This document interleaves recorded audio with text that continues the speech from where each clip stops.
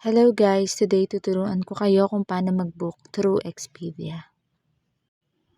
Ayan, sa leaving from ilalagay natin Manila. Ayan.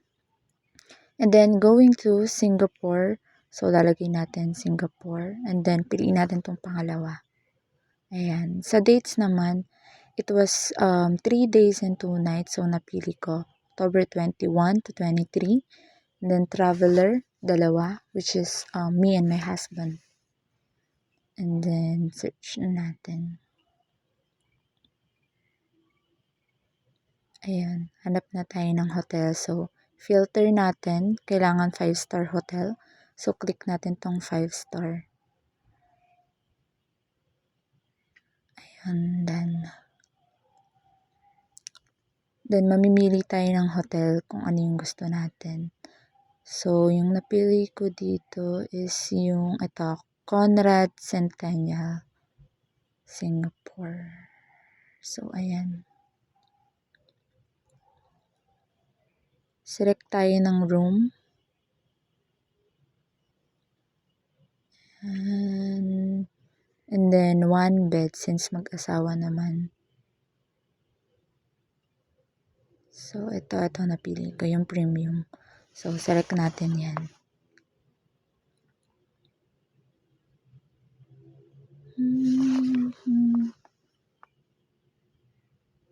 Ayan na.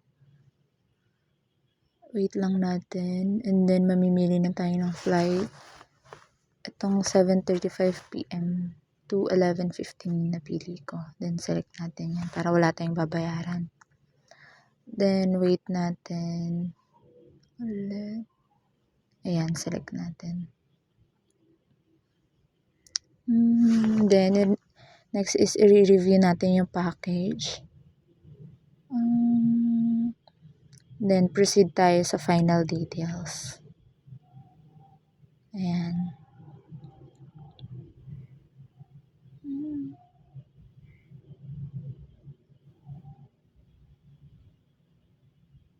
Wait muna natin mag-loading. And then, ayan na. So, ilalagay natin yung personal information natin. First thing is ako. Ilalagay ko yung name ko. And then, ayan na. Yung fill in lang natin yung mga yan. Mrs. And then, nilagay ko yung middle name ko din dyan.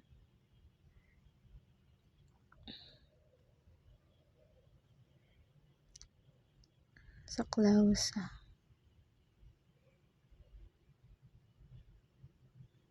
So, ayan. Phone number, 0926-593-9012. Tapos yung sa passport, piliin lang natin yung Philippines.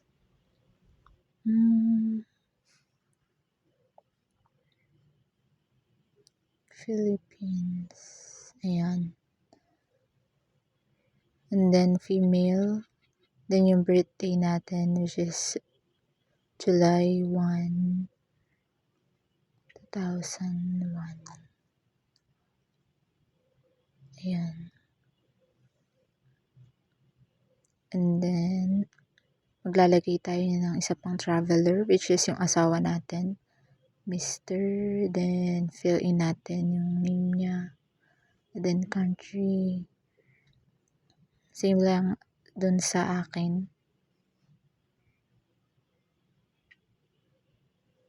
So, ayan. Then, proceed na tayo sa payment.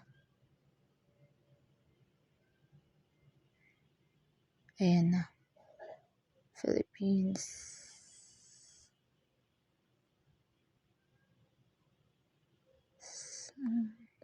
Complete booking na natin siya kapag after na natin ma-review lahat ng information. Pwede na tayo mag-proceed sa confirm booking. And then, ayun. Tapos na siya. Meron na tayong flight booking.